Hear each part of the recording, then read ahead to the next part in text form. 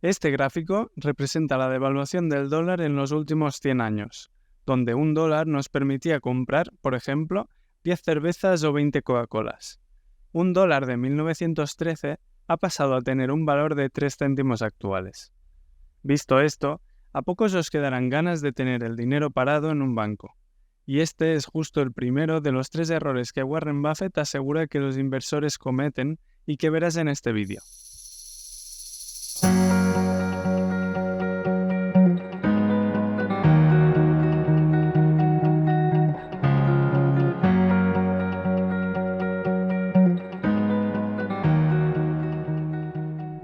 Sí, amigos, el dinero en el bolsillo se desintegra, y es por eso que Warren Buffett sugiere que nunca debemos tener dinero en efectivo si no es con un propósito establecido.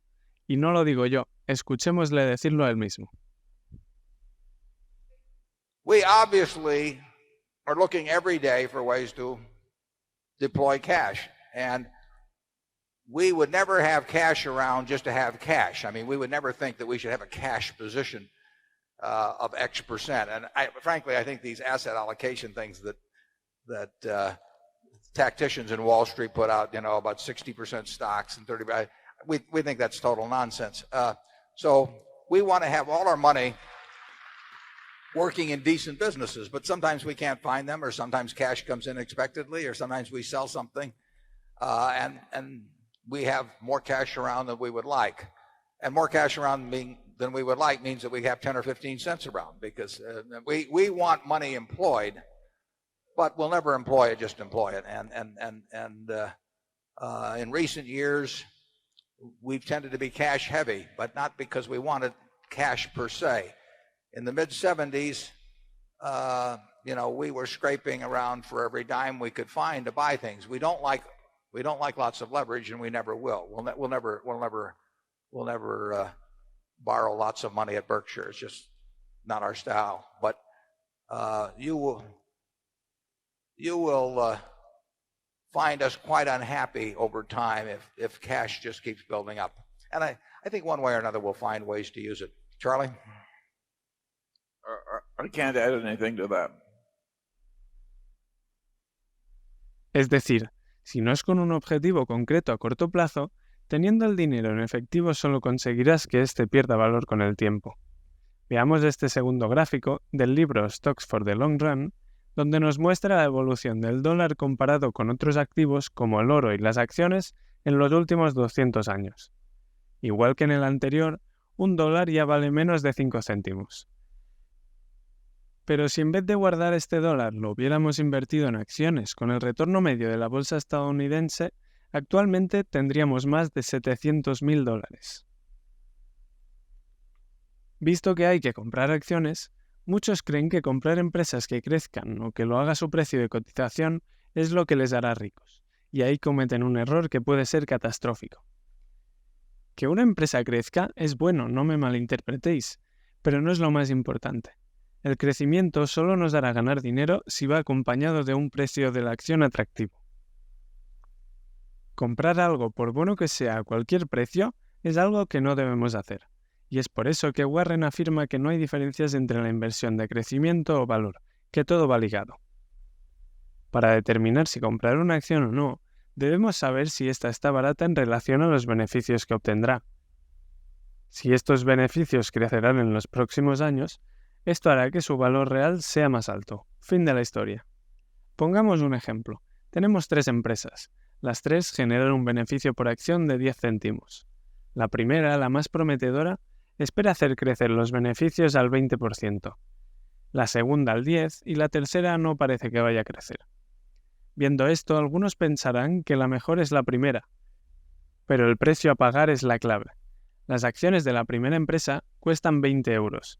Y las otras 1,40 € respectivamente. Con esto se puede determinar que a pesar de su crecimiento, la segunda y la tercera acción son mucho mejor opción dado su reducido precio. Al contrario de lo que predican los inversores de Wall Street, Warren no distingue entre acciones de valor y de crecimiento, pues el crecimiento es un factor clave dentro del valor de la acción. Escuchemos a Warren. Growth and value, they're indistinguishable. They're part of the same equation. or really growth is part of the value equation. So our position is that there is no such thing as growth stocks or value stocks, the way Wall Street generally portrays them as being contrasting asset classes. Growth usually is a chance to, growth usually is a positive for value. Además, es importante que el margen de seguridad entre el precio y el valor intrínseco sea elevado, para asegurar que estamos ante lo correcto y que el precio tenderá a su valor real. Si queréis saber de qué manera analizar si una empresa se encuentra cara o barata, suscribiros para no perderos futuros vídeos en que entraremos al detalle. Para ser preciso en determinar el valor de una empresa, debes saber del tema y entender bien el negocio. Todo aquello de lo que entiendes, Warren lo determina como tu círculo de competencia, y dice que siempre te tienes que mantener en tu círculo para invertir con éxito. No es tan importante el tamaño de este círculo como saber delimitarlo y mantenerte en él. Buffett argumenta que al mantenerte dentro de tu círculo de competencia, tienes una ventaja significativa.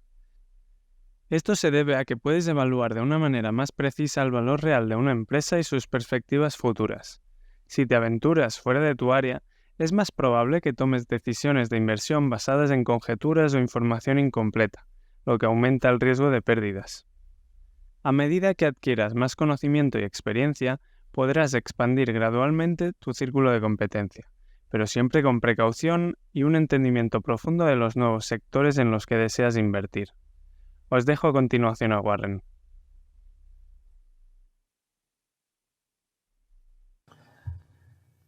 You know, I would say this: if you have doubts about something being in your circle of competence, it isn't. You know, I mean, in other words, I would look down the lists of businesses, and I will bet you that you can. I mean, you can understand a Coke bottler, you can understand the Coca-Cola company, you can understand McDonald's.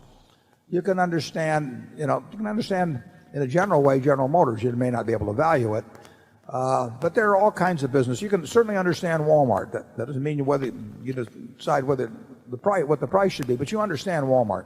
You can understand Costco. And if you get to something that your friend is buying or that everybody says a lot of money's going to be made in, you're not sure whether you understand it or not, you don't. I mean, and it's better to be well within the circle than to be trying to tiptoe along the line. And you'll find plenty of things within the circle. I mean, it's not terrible to have a small circle of competence. I'd say my circle of competence is pretty small, but it's big enough. I can find a few things. And when somebody calls me with a Larson Jewel, that is within my circle of competence. I hadn't even thought about it before, but I know it's within it. I mean, I can evaluate a business like that. And if I get called, I got called the other day on a very large finance company. I understand what they do, but I don't understand everything that's going on within it, and I don't understand whether I can continually fund it, on a basis independent from using Berkshire's credit and so on.